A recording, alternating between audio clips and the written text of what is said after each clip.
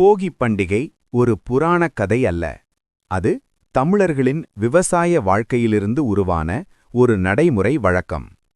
பண்டைய காலத்தில் தமிழகம் முழுவதும் மக்கள் விவசாயத்தை அடிப்படையாகக் கொண்டு வாழ்ந்தார்கள். மார்கழி மாதம் முடிந்து தை மாதம் தொடங்கும் நேரம் புது அறுவடைக்கு தயாராகும் காலமாக இருந்தது.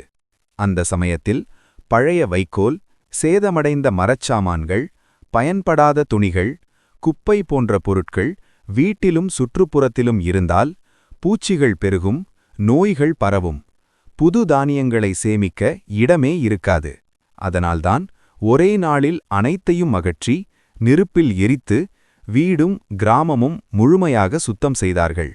இந்த சுத்தம் செய்யும் நாள்தான் பின்னாளில் போகி பண்டிகை என்று அழைக்கப்பட்டது. போகி என்ற சொல்லின் கருத்து பயனற்றது போகட்டும், பயனுள்ளது வரட்டும்.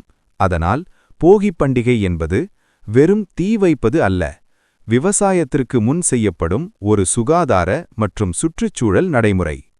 அனைவருக்கும் இனிய போகிப் பண்டிகை நல்வாழ்த்துக்கள்.